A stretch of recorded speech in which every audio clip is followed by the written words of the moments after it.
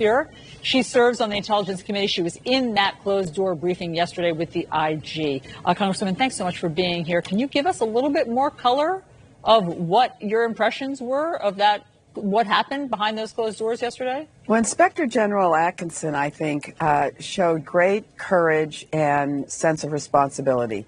He's appointed by President Trump. He's been in that position for 15 months.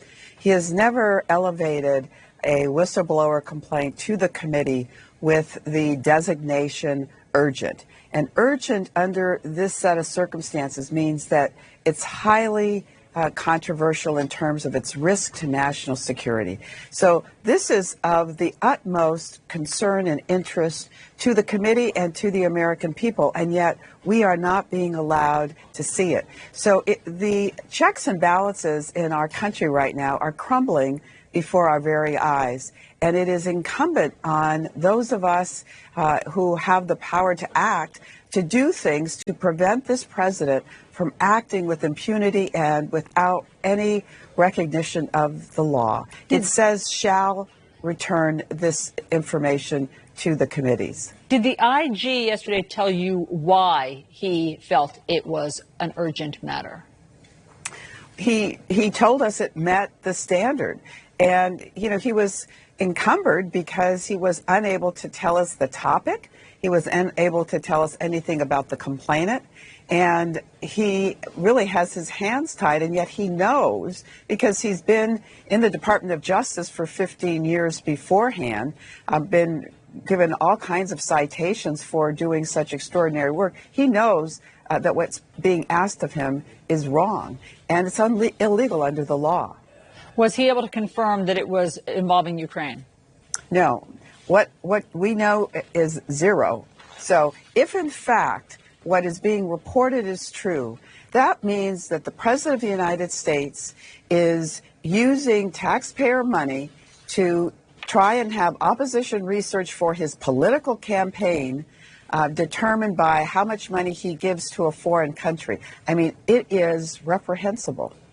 Well, the president's lawyer, Rudy Giuliani, says it's justified, it's fine. It's, I think he's trying to suggest that it's sort of par for the course. Here he is last night on CNN. All I can tell you is if what is reported is true, it doesn't make a damn. It doesn't make any difference. If the president of the United States said to the president of Ukraine, investigate the corruption in your country that has a bearing on our 2016 election, isn't that what he's supposed to do? Is Giuliani right? What's so ironic about that is the president has made no effort, in fact, has disputed the fact that Russia worked in efforts to undermine our election in 2016 and refuses to admit that that took place.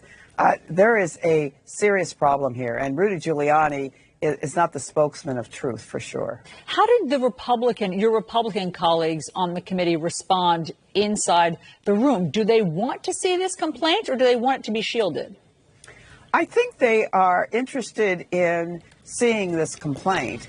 This has been a bipartisan effort in the House Intelligence Committee to call for both the Inspector General and the Director of National Intelligence to come before the committee.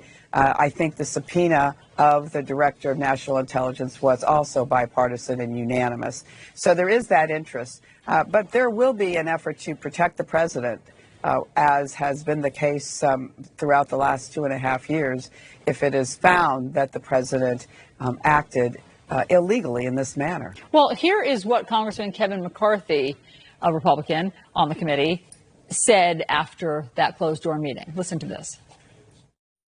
I know the media always wants to rush when they think something sensationalist, and 9 times out of 10 we find out a lot of that's not true. This is not something I'd ever see the president doing, and I would, instead of jump to conclusions, actually get the facts first. Does he not believe the Inspector General? No, but I think what's interesting about it is he actually is making the case that if, in fact, it is true, it's a serious problem. We don't know if it's true. We don't even know if that is, in fact, what the whistleblower has complained about. But the other thing that's really important to point out here, Alisyn, is if this whistleblower loses the protections under the Whistleblower Act, he can be reprised again.